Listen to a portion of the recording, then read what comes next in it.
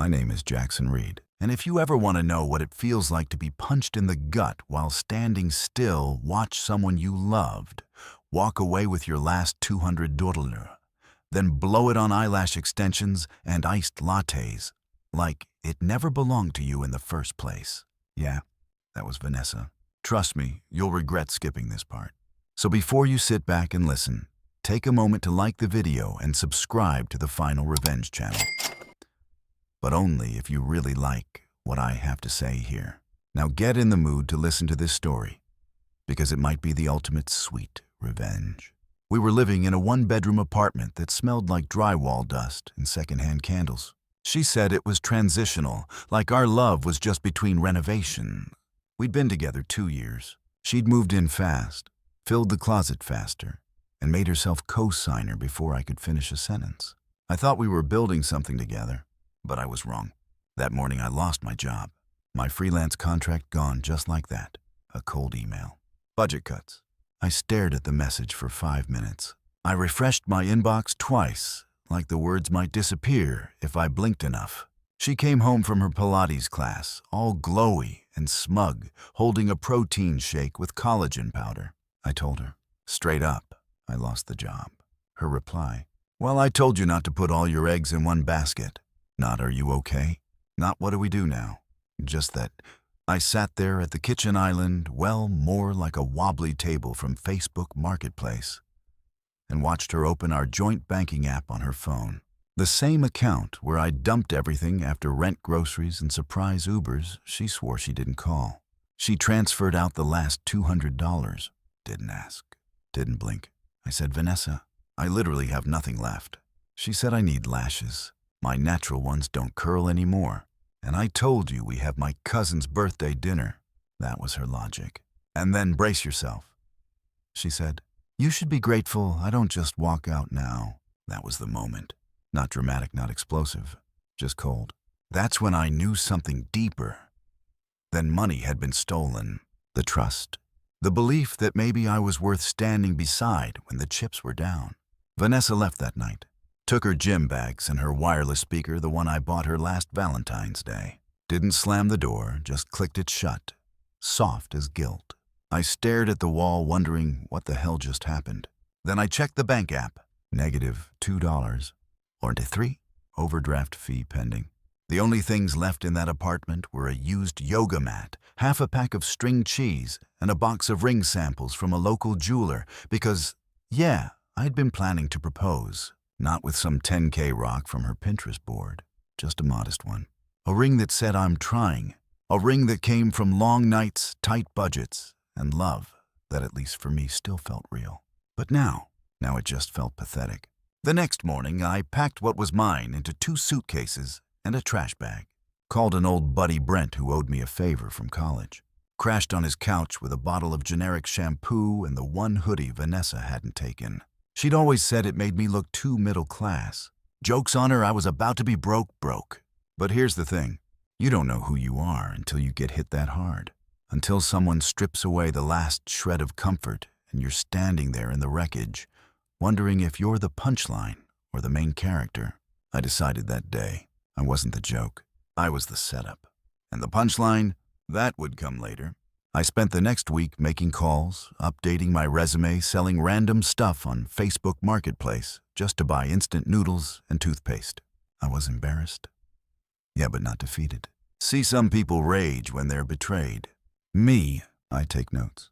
And I remembered everything about Vanessa, her dreams, her taste, her obsession with that perfect White House on Maple Ridge.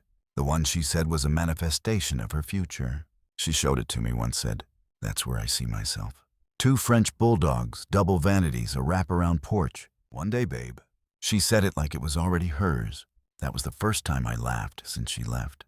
Not a big laugh. Just the kind that starts in your chest when a plan begins to hatch.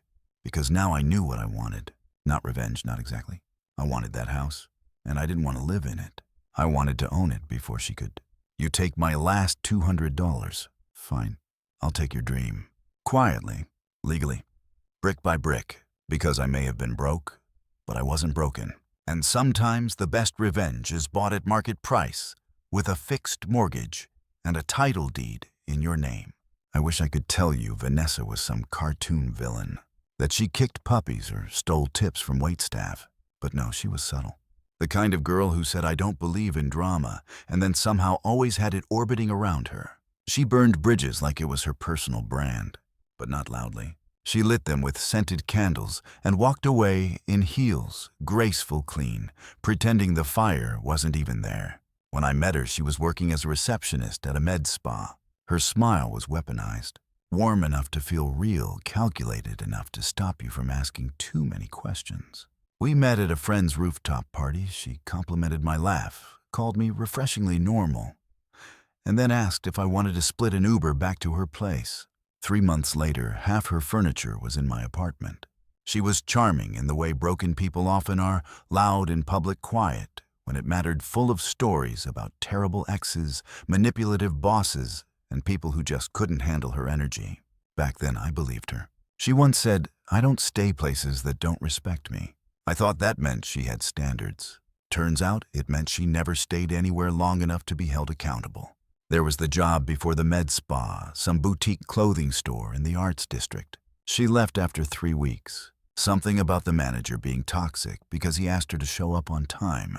Before that, she nannied for a family with twin toddlers and quit via text message because they didn't respect her creative boundaries. That was Vanessa's thing. Everything was either worship or war, no in between. And I was her project, her rehab attempt, the quiet guy with a steady job and the bad Wi-Fi password. I made her feel grounded, until I made her feel bored. She once told me, "You're so calming, like a weighted blanket." She meant it as a compliment. I think, but weighted blankets aren't exciting. They don't go viral. And when you're addicted to attention, comfort starts to feel like suffocation. Still, I stuck around. Because when you grow up on the frugal side of life, working odd jobs, eating leftovers, budgeting your way through college, you mistake emotional chaos for passion. You think someone who challenges you is just showing love in a complicated way. Spoiler, sometimes it's just manipulation wrapped in a mimosa. There were signs, like when she laughed at the watch my mom gave me for graduation and said, "A Timex." Babe, that's like Walmart vibes. Or when she told her friends I was in between things because freelance design wasn't a real job.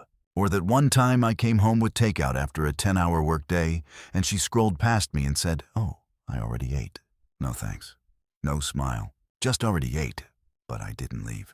Because I thought I was building a future. Because she said she wanted to flip houses someday, and I believed her. Because she let me pick the cabinet color once and said, "You have an eye for this stuff." That was the bait. She made me feel seen in microscopic bursts, just enough to stay, not enough to thrive. She liked control, not in the screaming plate-throwing way, in the "I'll pretend it was your idea" kind of way. When we moved in together, it was because she hated sleeping alone. When we opened a joint account, it was because tracking expenses is so annoying when it's separate. When she wanted to go out every Friday, it was because we deserved to enjoy life after working so hard. Only I was the one working.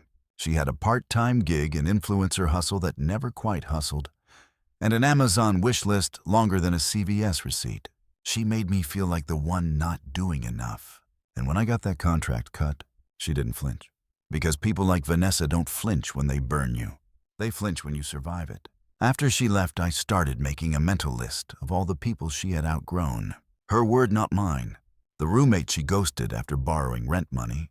The best friend she blocked because she dared to get engaged first. The yoga instructor she cursed out in a Yelp review for adjusting her posture without permission. I wasn't special. I was next. And I was done being next. At Brent's apartment, where I was sleeping on a faux leather couch that squeaked every time I moved, I started reading, watching YouTube videos, learning everything I could about real estate house, flipping off-market deals, FHA loans, renovation grants, and mold mitigation, because Vanessa didn't believe in me. But she did believe in the power of a wraparound porch with Instagrammable morning light. And I was going to take that from her, not with fire, with paperwork. Because revenge, when done right, doesn't look like rage. It looks like strategy. And I had nothing but time and a grudge. Before she took the $200, before she walked out with my hoodie and her smug little head tilt, I had a ring in my sock drawer. Yeah, A ring. Not a diamond the size of a toddler's tooth or some influencer-sponsored sparkle, just a modest rose gold solitaire. Clean lines. Classic. I picked it because it felt like her when I still liked who that was. I had saved for 5 months. Freelance checks tip jar money from a temp bartending gig. Selling a few logo packages underpriced just to get cash in the door. The ring was $768 with tax. I remember because it felt like a punch to the ribs, handing over that last 20 at the store, pretending I didn't need the gas money.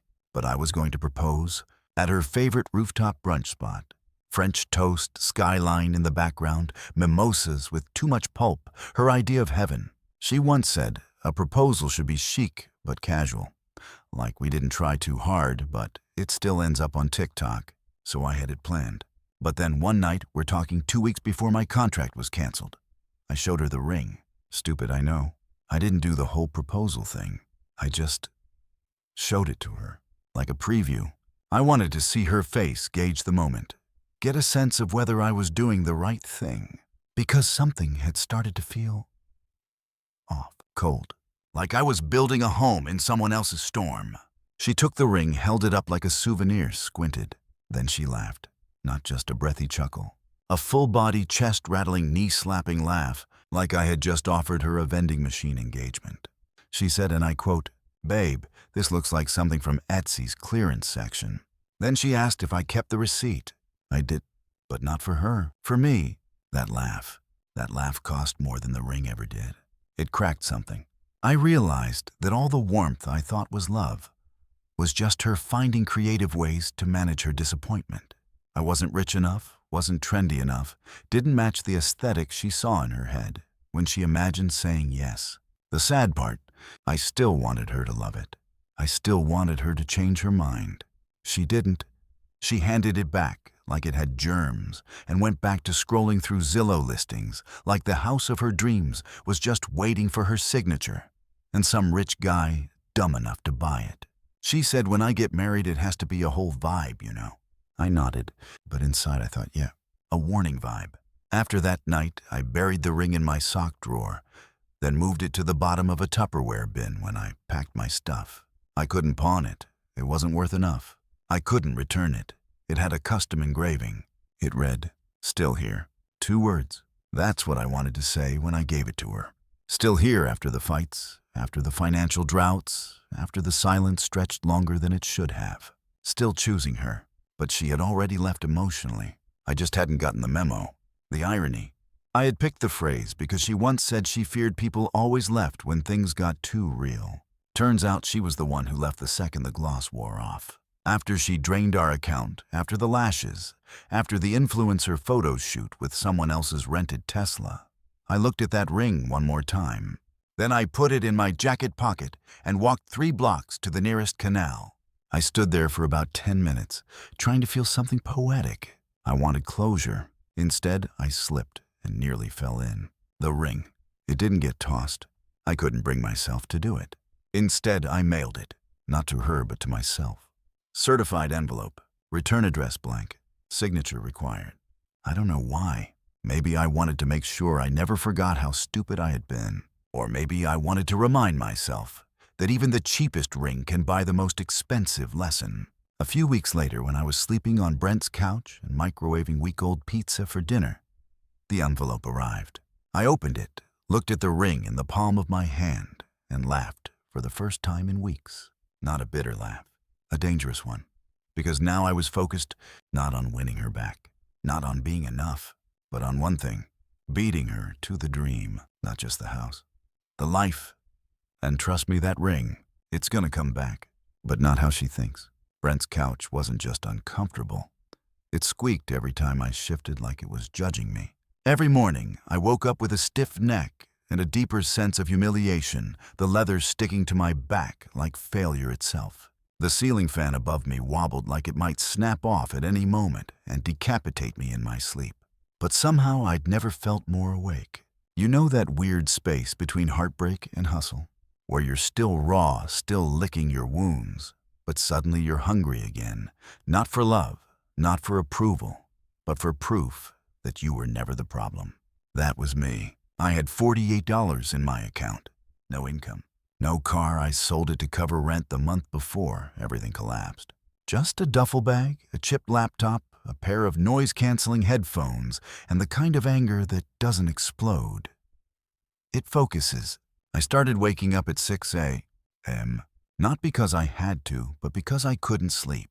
I'd sit at Brent's chipped kitchen table, sipping instant coffee that tasted like regret, watching YouTube videos on home renovation, real estate investment, mortgage, pre-approval, and my personal favorite flipping houses with zero capital.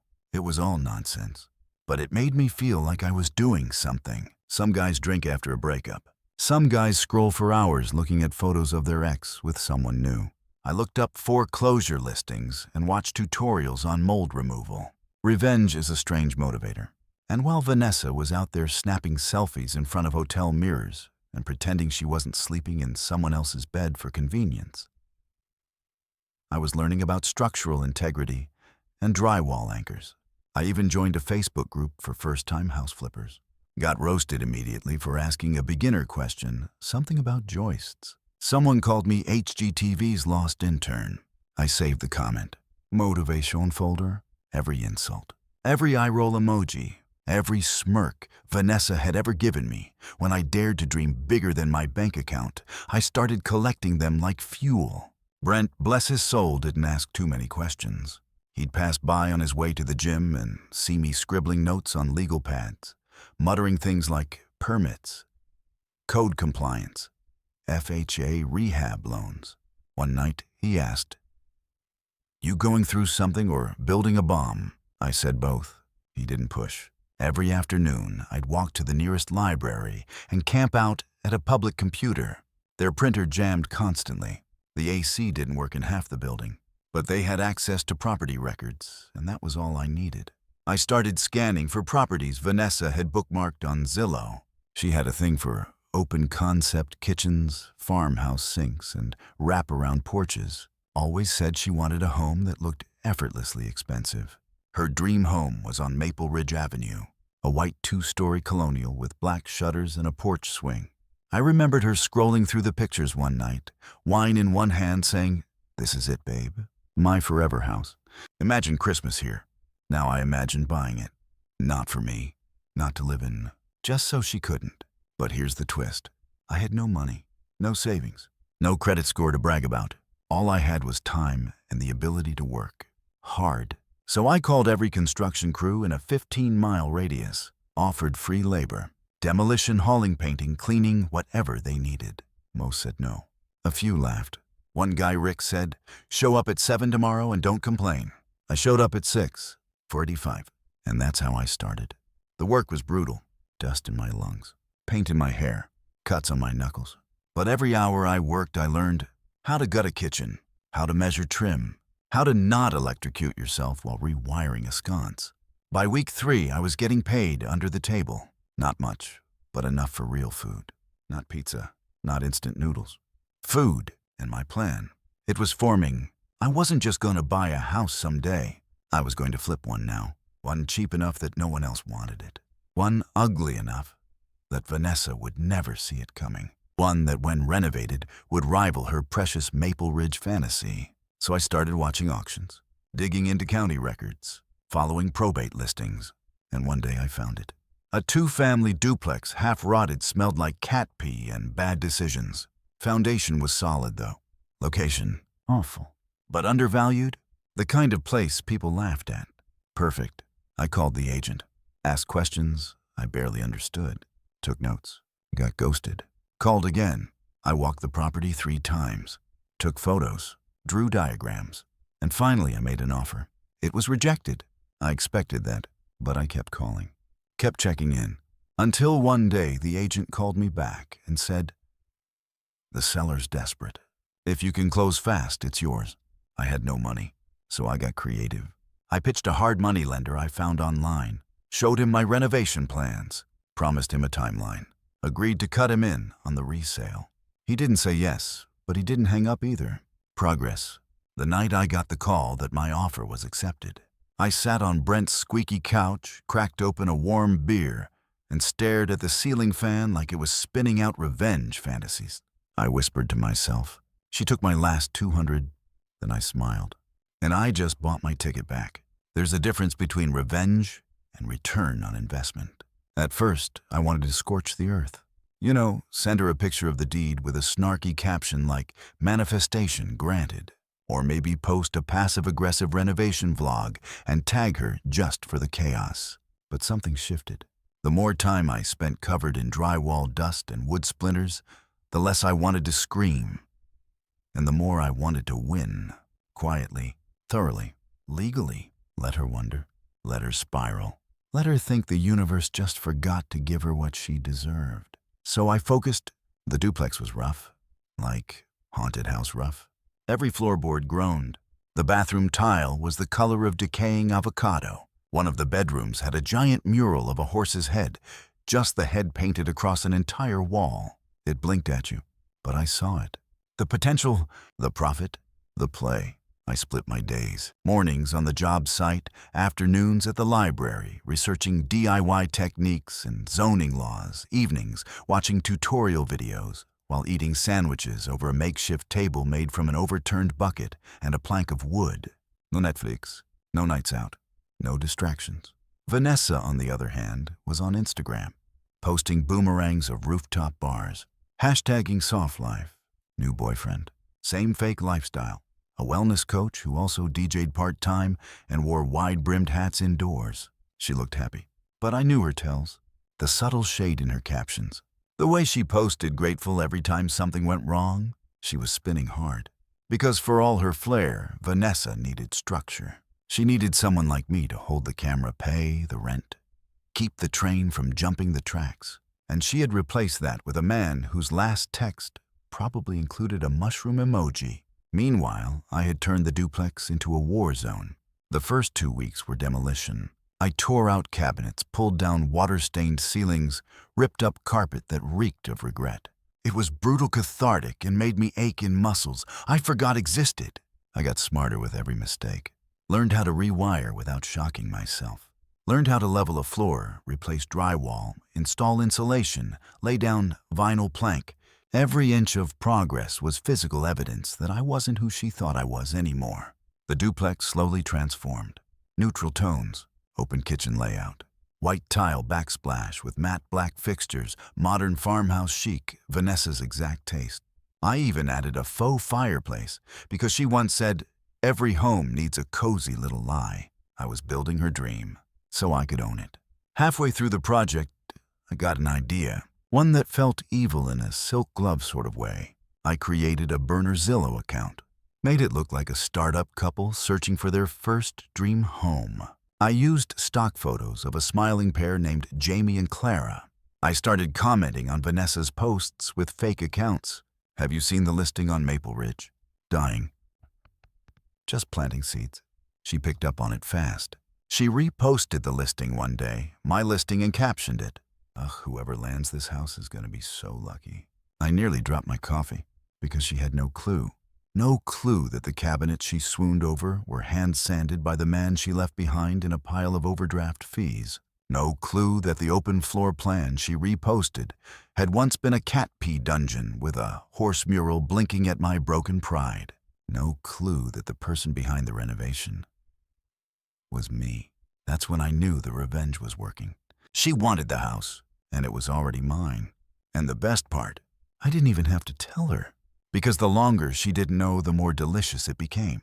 There was a point in the project, right after I installed the new front door where I sat on the porch swing. I added for her and thought, this is it. I've officially turned heartbreak into hardwood. Brent came by that night.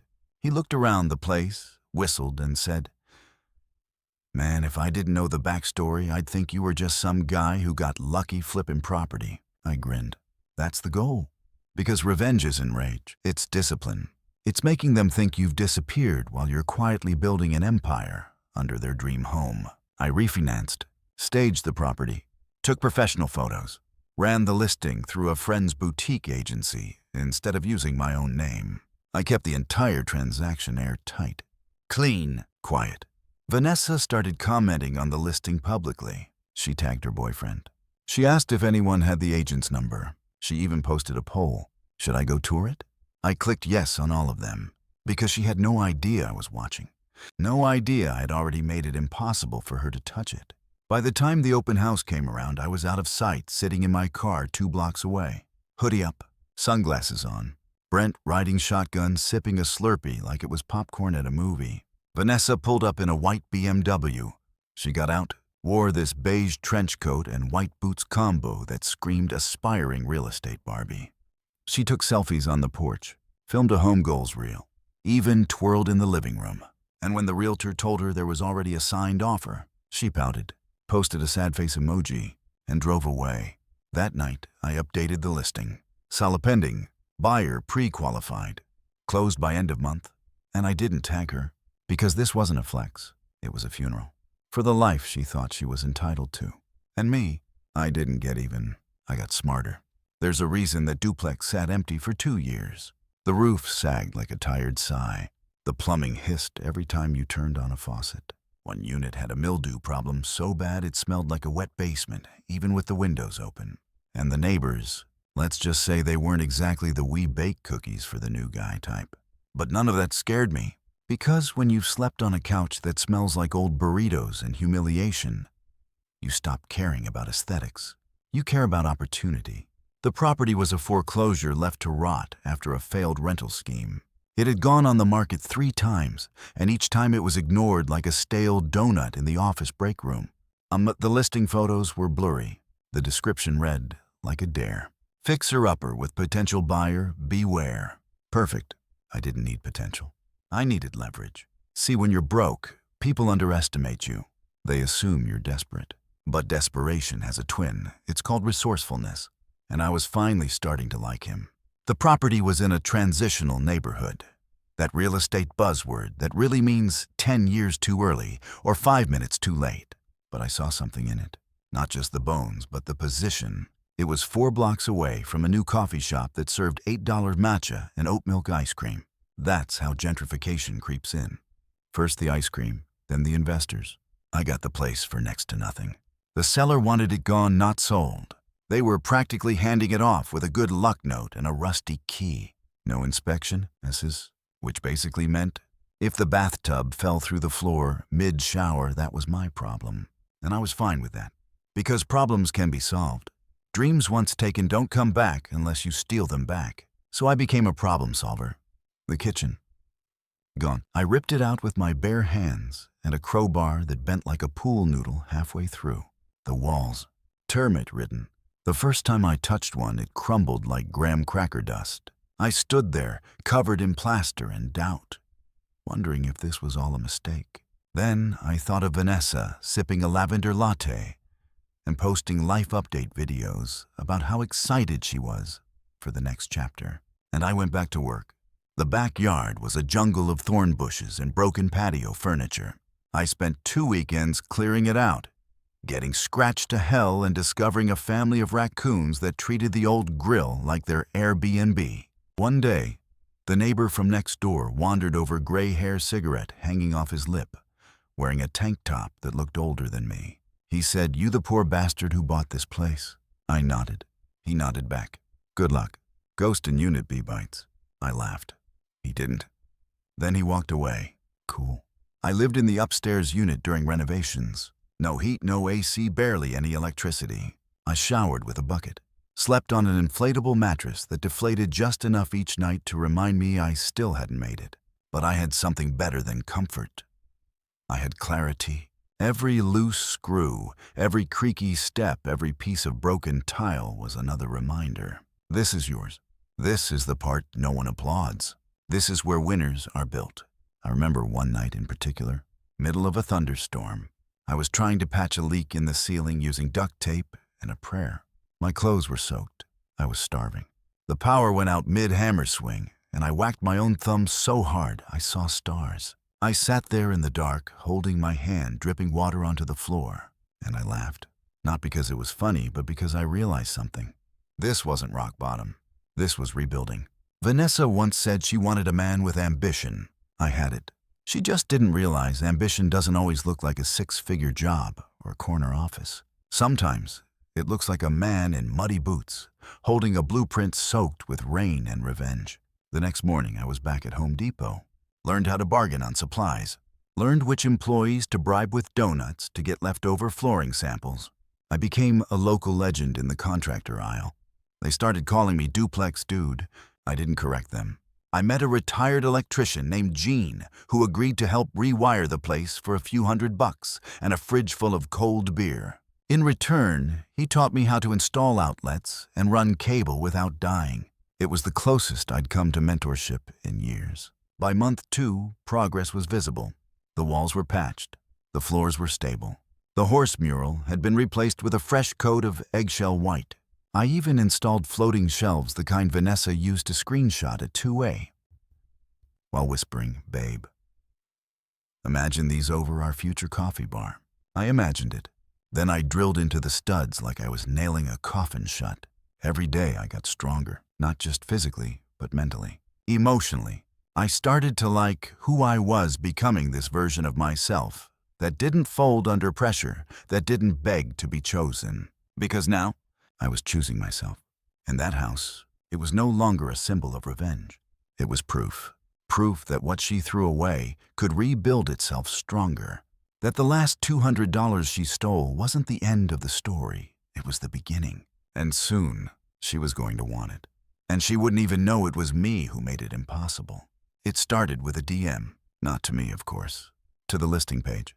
Vanessa had stumbled across the renovated duplex on a local real estate Instagram account, ironically run by the same boutique agency I'd used for staging. She didn't know it was me behind it, obviously. I'd scrubbed every trace. No name, no hint. Just photos of the sunlit living room, clean open kitchen, and the porch swing swaying like it had never known pain. Her comment: "This is exactly the vibe I've been looking for." Now, I sat in my car phone in hand, rereading it until the screen dimmed. And then I laughed, quiet and slow. That kind of laugh you save for the moment. The universe finally delivers your punchline. See, Vanessa always had this vision. A fantasy she peddled to every guy who made it past the 2-month mark. The White House with black trim, French doors, a bay window. The magnolia look, she'd call it, like she was born into the HGTV catalog. She told me once on our first overnight road trip, "If I ever find that house, I'll know I made it." At the time, I just nodded and smiled. Too busy being in love to notice that every sentence she spoke had an asterisk of conditions. And now, she was looking right at it, drooling over it, dreaming about it, not knowing I built it from her ghost. And she wasn't alone. She and her new boyfriend, the DJ life coach, were apparently manifesting a property together. Their joint content was unbearable. Smoothie bowls, shirtless journaling, and early morning hikes they probably drove to in silence. Still, I had to give it to the guy. He played the role well. Supportive captions, matching bucket hats. He even reposted the house listing with, "Found her dream house." Let's see what the universe says. I almost choked on my coffee.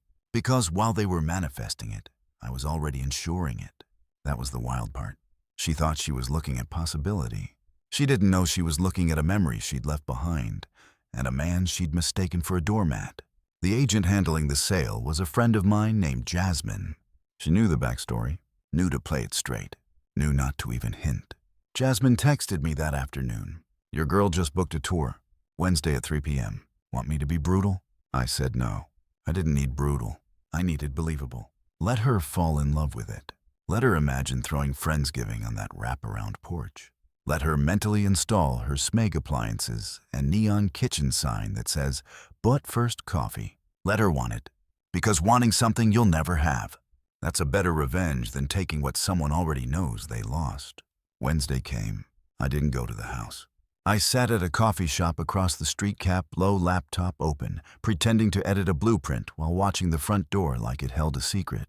She arrived first, hair curled, lip gloss shiny, wearing a fitted beige dress and boots that weren't made for walking on unfinished driveways.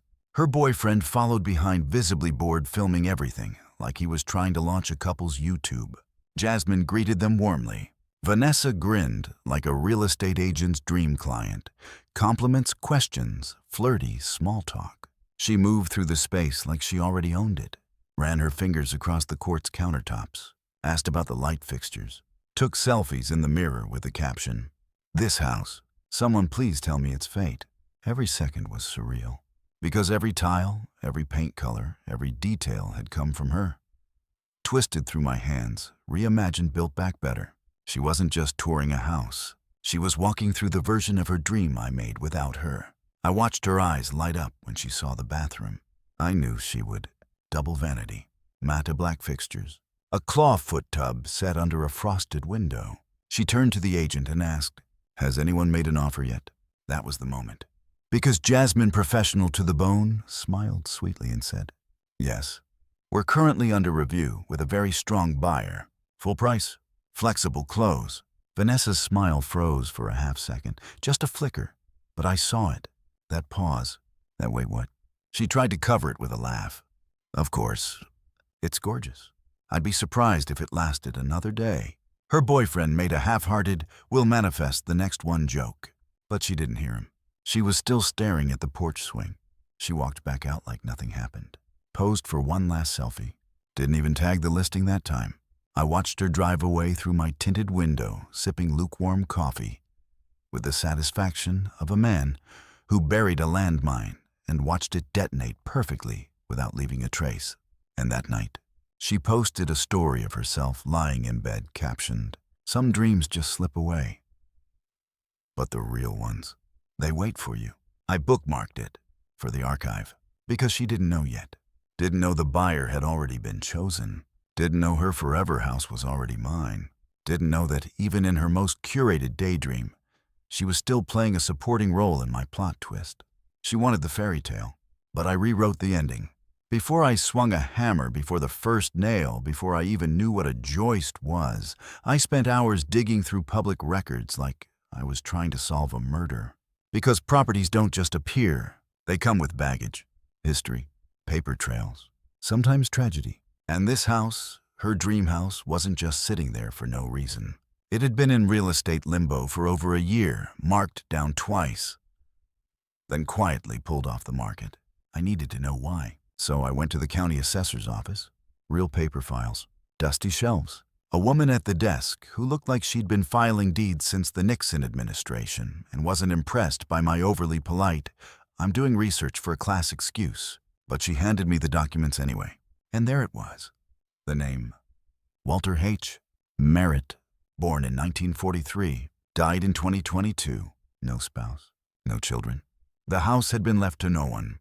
Literally, he'd written in his will, "If no direct heirs are living, liquidate all holdings and donate the residual to a local housing initiative."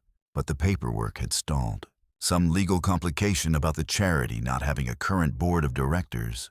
So the estate had been frozen in probate court, and the house just sat, waiting, not lived in, not touched, slowly fading under layers of neglect and time. It was perfect. I don't know what it says about me that I felt lucky reading about a dead man's mismanaged estate. Maybe something awful, maybe something honest. Because I saw opportunity where others saw hassle.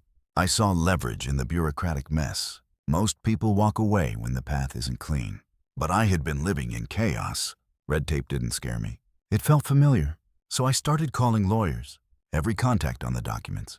I asked questions, took notes. One paralegal finally gave me a lead. The city had approved the estate's liquidation. But no one had made a formal offer. It was just sitting there. I asked, "So if someone came in with cash and the right paperwork?" She hesitated, then said, "In theory, the executor could approve a private sale."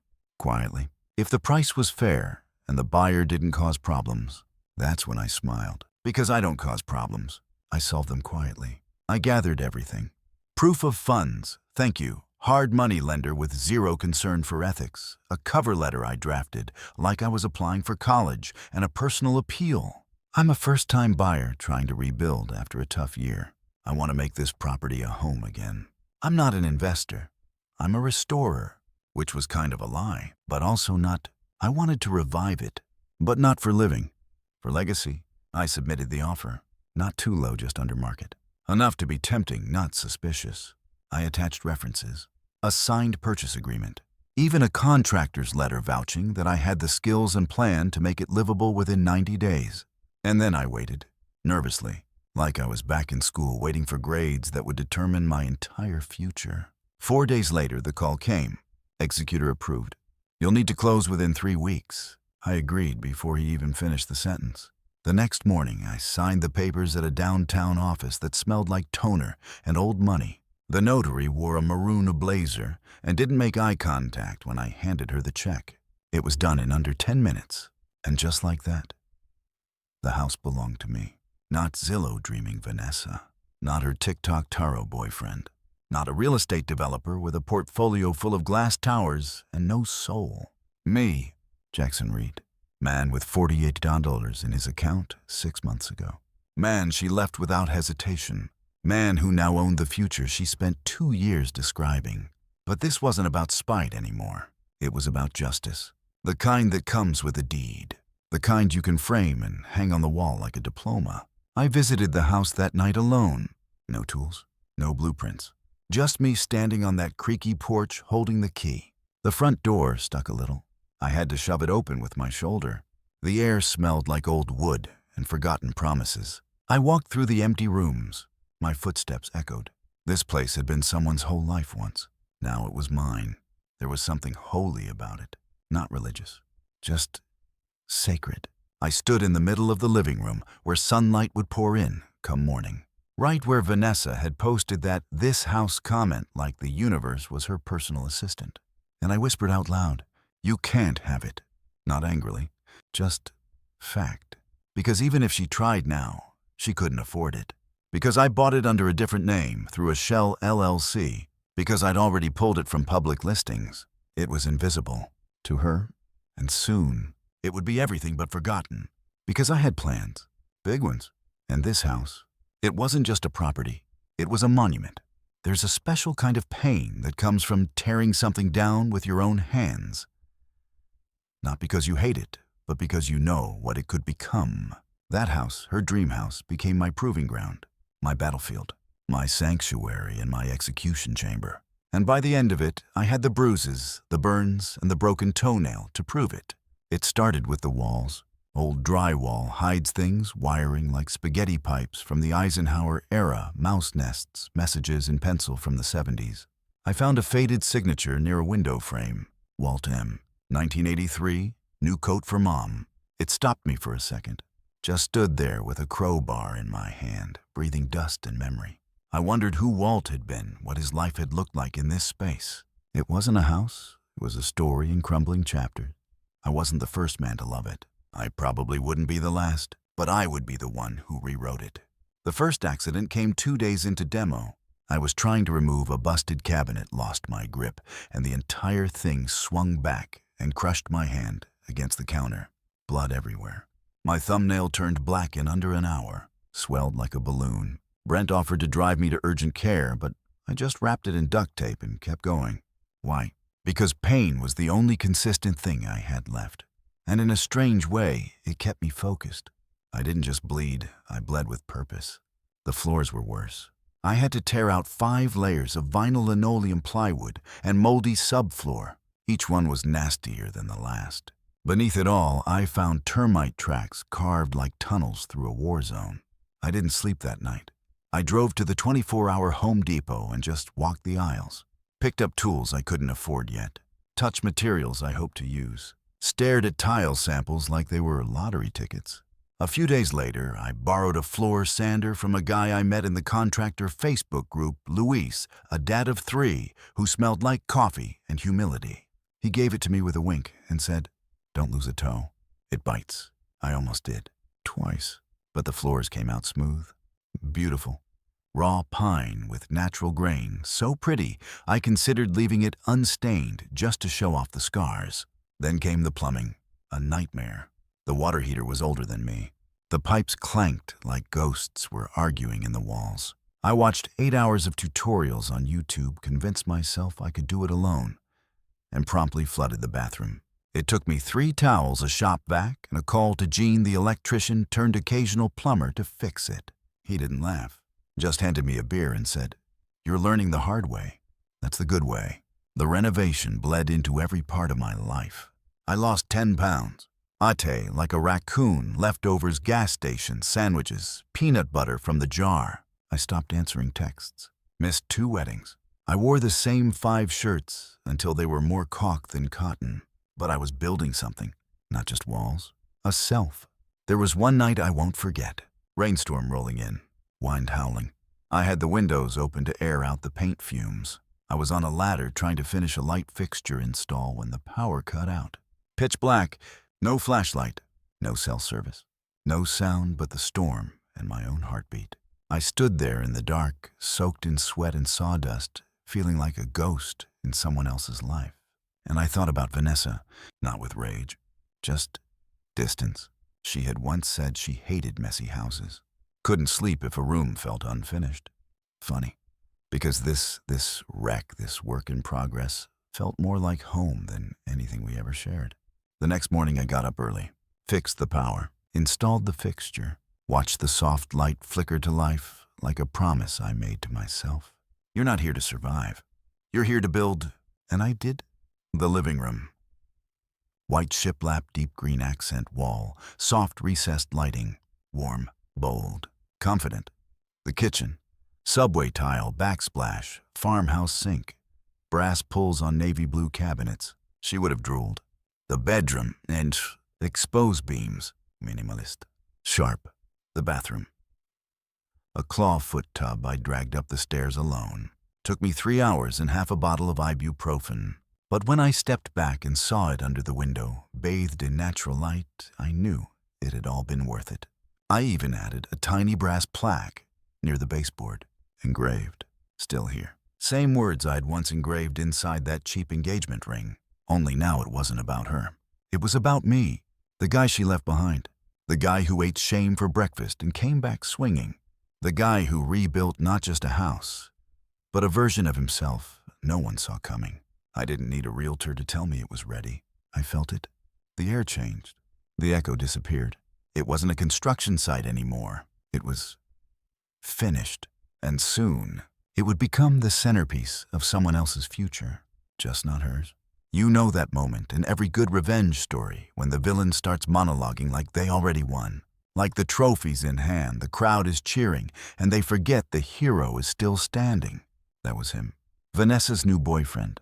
The DJ/alignment coach who wore rings on every finger and said things like, "Abundance lives in your breath."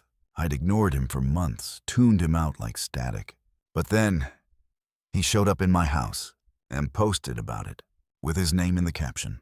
Let me back up. The renovation was done. Final walkthrough complete. Fresh paint still smelled like victory. The agent Jasmine was lining up showings, taking pre-listing buzz from the boutique firm's account, and dripping it out like designer perfume, just enough to get eyes, not enough to reveal it was already spoken for. Then one morning, Brent texts me. Yo, this you. Attached is a photo, a wide shot of my kitchen. Perfect angle, soft lighting. The open shelves, the brass fixtures, the rosemary sprigs I'd set out in a jar just for staging. But it's not Jasmine's photo. It's a selfie. Posted on Instagram by Kai Aligns. Yes, that's his real handle. Kai the guy, Vanessa's boyfriend, standing dead center in my dream-turned project, holding a cup of matcha and tagging it. Manifested this for my queen. Energy never lies. With her commenting, "Home sweet finally, alignment chapter 2. I felt my jaw tighten so hard it clicked. Because he wasn't just in the space. He was claiming it. Like he painted the walls. Like he sealed the grout.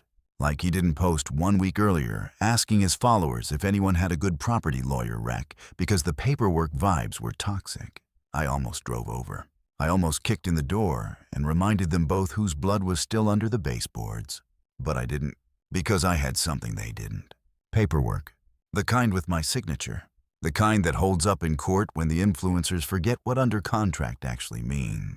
I called Jasmine. Did they schedule a showing? She sighed. Vanessa asked for a quick private peek, said it was urgent. I figured it was harmless. My voice went flat. They're posting like they bought it.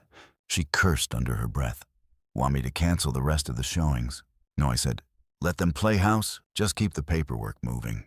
I hung up, then opened my own phone, scrolled, watched them strut through my project on their stories.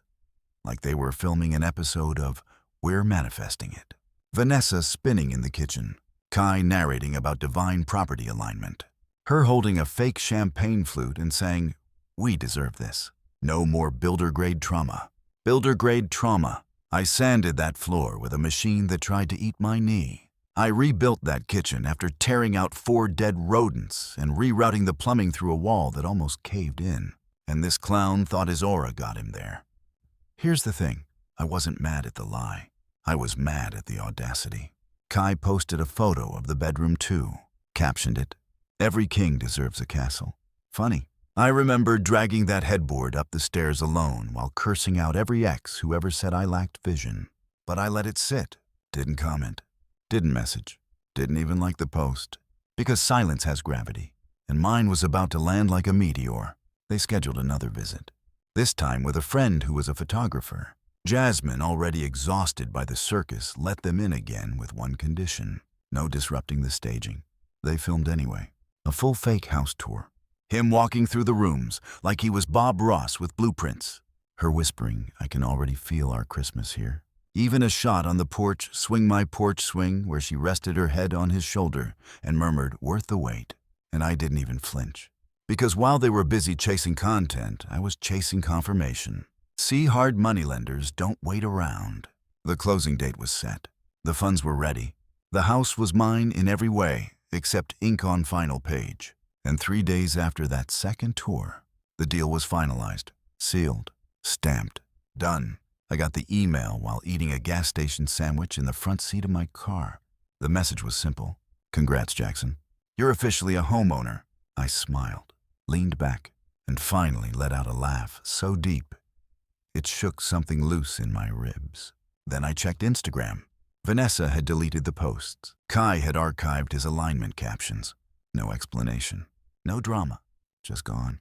Jasmine later told me that when they found out the house had sold to an anonymous buyer, they were furious. Claimed they'd been misled. Demanded the buyer be revealed. But that's the beauty of an LLC. With no direct trace, they couldn't prove anything. Vanessa texted Jasmine one final time, "I just want to know. Was it him?" Jasmine replied, "I'm not at liberty to disclose that," which made her crazy. I imagined her pacing in her overpriced rental, yelling at Kai, throwing her crystals against the fridge, demanding the universe explain the lesson. The lesson, Vanessa: don't steal from someone who knows how to rebuild, especially if that someone keeps receipts and blueprints and burns quietly. You didn't just lose the house, you lost the right to dream it. They thought they beat me to it.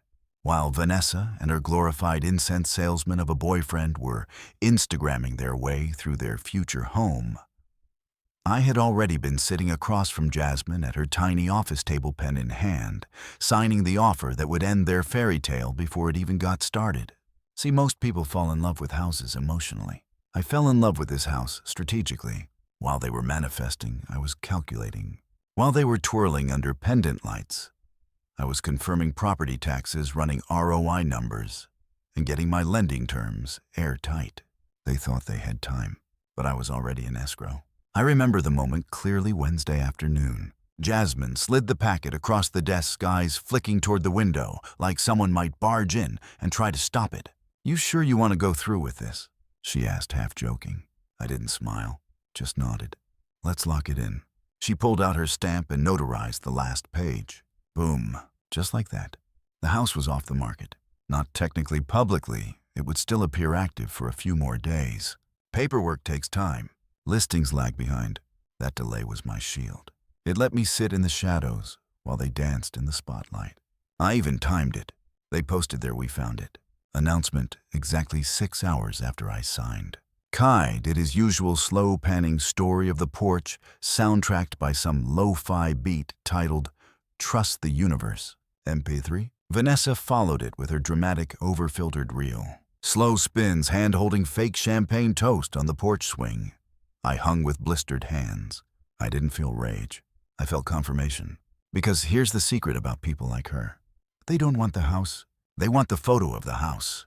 The aesthetic, the attention, the performance. So I let them perform, let them believe it was still theirs to win. Because my offer wasn't just accepted, it was backed. I'd coordinated with my lender to fund the purchase early. No haggling, no counteroffers. I wanted the sale clean bulletproof. Fast close cash-backed inspections waived. That house could have had a cursed doll in the attic, and I still would have said no contingencies. Because the goal wasn't perfection, it was possession. Meanwhile, Vanessa was deep into her delusion. She posted a TikTok. POV, you finally walk into your forever home and feel the alignment. Next chapter. The comments were a vomit parade of affirmations. Yes, queen. So deserved. Can't wait to see you decorate. When's the house tour? I watched the numbers climb, thousands of likes, dozens of shares, and realized something almost funny. She had already sold the story of living there. To everyone but the one person who actually owned the story. Me. And while she was dreaming, I was tying up loose ends. I emailed the contractor one last punch list, double-checked every detail down to the doorbell chime. I paid the staging team their final balance and told Jasmine to pull the listing the second the ink dried, which it did. 3 days later, I was at the DMV renewing my license when the confirmation buzzed on my phone. Escrow closed. Title transferred. Property recorded. I stared at the screen, let the hum of fluorescent lights and bad attitudes fade around me. I was now officially the owner of the house she thought would fix her life, and she still had no idea. Until Sunday, because that's when she showed up unannounced. Jasmine texted me in real time. She's here, with the boyfriend. They brought a photographer. I was already in the area. Drove by casually, parked a few blocks away. I didn't go inside, didn't need to. I just watched. From across the street, Vanessa in a white summer dress, wide brim hut, walking up the steps barefoot like she already lived there. Kai filming her with his phone like they were co-directing a trailer for a movie that didn't exist. Jasmine played it cool. Professional? When they tried the door, it was locked. Vanessa turned confused. Jasmine smiled. Sorry, house isn't available for tours anymore. Vanessa blinked. What? But we talked. There's been an accepted offer. Closing finalized Friday. Her face shifted one of those micro-expressions only someone who's loved her long enough could detect. A twitch in the eyebrow. The forced smile. The mental reset. Kai said, well, we're the offer. I mean, we just didn't sign yet, but... Jasmine cut him off. It wasn't your offer? Silence. Then Vanessa's voice, soft razor-edged. Then whose was it? Jasmine, God bless her, just shrugged. Confidential. I don't know what happened next. I left before the meltdown. But the next morning, her TikTok was deleted. Instagram stories wiped. No more porch spins. No more alignment. She posted a quote instead. Sometimes the door closes to protect you from a fire inside. Brent texted me, laughing so hard he sent voice memos. I didn't respond. Just walked through my new front door alone, barefoot and calm. Put my keys on the butcher block counter I installed with shaking hands. Poured a drink. Sat on the porch swing she used for clout. And smiled. Because while she was posing, I was signing. You'd think I'd be angry at Jasmine. After all, she let them in. Not once, twice. She watched them film pose, claim and post, like they owned the place. She handed over the key and let Vanessa spin her little real estate fantasy. But I wasn't angry, because Jasmine, she was smart. And I've learned to respect smart people who know how to move in silence. She played both sides, but only one of them paid her. Let's be honest. Real estate is theater. The open house is the stage. The listing is the script, and every agent is just waiting to see who delivers the best audition. Jasmine, she watched Vanessa walk in, spin around like it was her HGTV debut, and she smiled like a casting director who already knew the part had been filled. She never lied. She never promised them anything. She just let them assume, which is exactly what Vanessa does best, assume the spotlight belongs to her. The first time Jasmine called me to say Vanessa had scheduled a private tour, her voice was neutral. But I could feel the tension behind it. I could hear the unspoken question. Do you want me to cancel? And I thought about it, for maybe half a second. But then I said, no, let her see it. Jasmine didn't ask why. She knew. After all, she'd watched me bleed for that house. Literally. She'd stepped over buckets of debris, seen the invoices, helped source staging furniture, and once brought me cough drops during a week. I was inhaling insulation dust like it was seasoning. She knew what that house meant. So when Vanessa strolled in with her vision board and her boyfriend, who probably believed Mercury retrograde caused bad Wi-Fi, Jasmine played it cooler than ice. She gave them the tour. She complimented Vanessa's taste. She nodded along when they described how perfect it all felt. She smiled when they asked for the application. And then, when the time was right, she shut the door, literally. After my offer closed and the paperwork was processed, Jasmine changed the locks. She replaced the for sale sign with a quiet little pending sticker, updated the MLS database, deleted the virtual tour, archived the photos. Vanessa texted her the next day. "Hey babe, can we do one more visit? We forgot to measure the living room wall for our media console." Jasmine replied, "So sorry. The house sold last week." And just like that, the fantasy cracked. Vanessa tried to recover. "OMG, what? I thought we were, still in it." Jasmine didn't bite. "We never received a formal offer from your side." Another buyer acted fast. Fast was generous. I was done before they started. A few hours later, Kai messaged Jasmine directly. More aggressive this time. "You misled us. We told you we were serious." She replied, "Intentions aren't offers, and I don't work on intuition. I work on contracts." Boom. That's when the masks started slipping. Vanessa posted one of those vague stories with white text on a black background. "Be careful who you trust. Some people smile while setting you up." Brent screenshotted it and sent it to me with 3 cry-laughing emojis. I didn't respond, but I did text Jasmine, "That post's about you. Congratulations."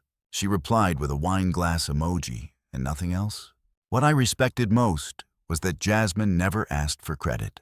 She didn't try to play hero. She didn't try to push me into conflict or milk the drama. She did her job flawlessly and collected her commission with a smile. She also knew this was never just a sale. She saw it on my face the first day I walked into her office with a scribbled floor plan and a fire in my eyes. This was personal. This was surgical. This was justice. And she played her part like a pro. But what made her a true master of the game? She never let Vanessa feel rejected. That's the subtle art. You don't slam the door. You let them close it themselves. Let them fumble the narrative. Let them explain to their followers why the dream house slipped away because of bad vibes or timing or the universe redirecting them. They'll never admit they lost, that they were beaten by a guy who they once laughed out of a brunch spot for offering a ring that looked like it came from Etsy's bargain bin. I visited Jasmine's office one last time to pick up the spare key. She handed it to me with the calm pride of someone who just witnessed a heist that ended in poetry. "You're gonna be fine," she said, sipping her iced coffee. "That house was never theirs." I smiled. It never had to be. It just had to look like it could have been. She laughed. "That's cold." I shrugged. "That's real estate." We shook hands. No drama. No fanfare. Just 2 people who knew what it meant to play the long game and win with elegance. On my way out, I passed a couple sitting in the waiting area, young, excited, clutching a binder of home ideas. One of them looked up at me and said, "Is that the guy from the Maple Ridge house?" Jasmine just smiled. "That's the owner." And in that moment, brief, quiet, mundane, I felt it. Not the revenge, not the victory, the peace, because there's no need to scream when your name's already on the deed. The call came at 1. Cuarcia. Typical Vanessa, nothing dramatic ever happened during office hours.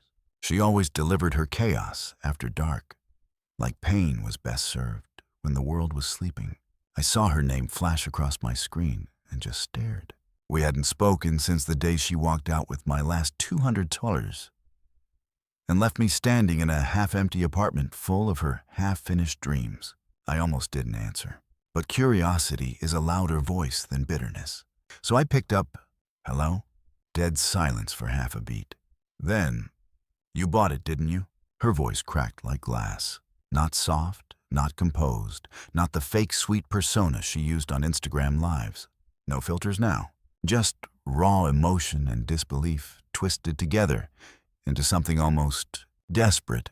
I didn't say anything, because silence is a weapon, and I'd been sharpening mine for months. She exhaled hard like she'd just punched a wall. I knew it. I knew it. Jasmine wouldn't say, "But you." Her voice pitched higher. "You were watching us, weren't you?" Still, I didn't speak. I let the seconds stretch. I wanted her to sit in the silence, to feel the space where she used to talk over me, where she used to laugh when I brought up our shared future like it was a joke. Then finally I said calmly, "You called." I figured it was important. There was a pause. Then the dam broke. "What the hell is wrong with you? You followed me. You stalked that house just to what? To get back at me? To embarrass me?" I tilted my head toward the ceiling of my now finished living room. Soft recessed lights, clean walls, not a speck of the person I used to be. "No," I said. "I bought the house because it was available. You just happened to want something that didn't belong to you." She scoffed. "Don't pull that Zen crap with me. You've been planning this since I left, since you stole from me. You were broke, Jackson. I needed it more than you did." I smiled. There it was. The same Vanessa who once said, "I manifest abundance," while overdrafting our shared account for hair serum and boba. "You know what's funny?" I said, letting my voice flatten. "You always thought I was just a backup plan, a placeholder, some calm little human tranquilizer to steady your drama." "I never said that." "You didn't have to." She was quiet now. I could hear her breathing uneven fast. Then she said it, the thing that finally cut through the venom. "I was going to make an offer." I let the words hang. "I had the down payment ready." She added softer now. "We had the mortgage pre-approved. I just needed a little more time. You had months. You knew I wanted that house." I nodded. "Yeah, I did." "Then why?" she whispered. "Why not let it go? You didn't even want to live there." There it was. The misunderstanding. Because Vanessa always thought wanting something meant needing to have it. But for me, it wasn't about possession. It was about principle. So I said it clearly. "Because you walked away with everything that mattered to me and laughed while you did it. This house, this wasn't revenge. This was me proving I could rebuild without you. Better, stronger, quieter." She let out a bitter laugh. "You think this makes you the bigger person?" "No," I said. "I think it makes me the better builder." Silence again. Then a softer voice, almost pleading. "I loved that house." I leaned back on the porch swing, the one she twirled on for her fake house tour, the one I installed while bleeding from my palm after slicing it on a rusted nail. "I know," I said. "That's why I bought it." Her breath caught. "Just a little. You're a bastard." "No," I said gently. "I'm the guy you left broke on a couch. And now I own the porch you thought would save you." She went quiet, long enough for me to wonder if the line had gone dead. Then barely above a whisper, "I miss the version of you that didn't do things like this." I paused. "I miss the version of you that didn't make me want to." Click. Call ended. I sat there in the stillness. The kind that feels earned. The kind you only get after months of digging your way out of someone else's mess.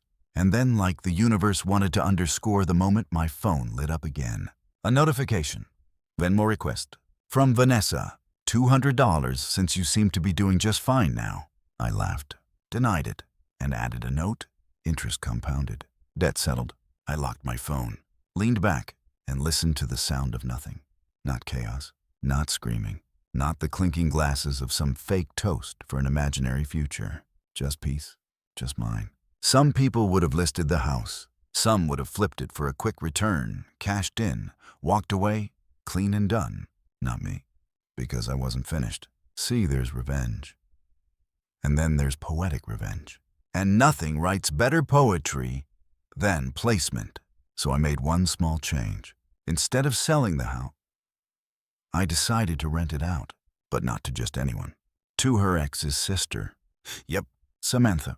Short, blonde, former cheerleader turned med student. Hyper-organized, painfully polite, and most importantly, someone Vanessa could not stand. They'd had beef ever since Samantha called Vanessa performative at a family barbecue and told her to stop pretending matcha was a personality.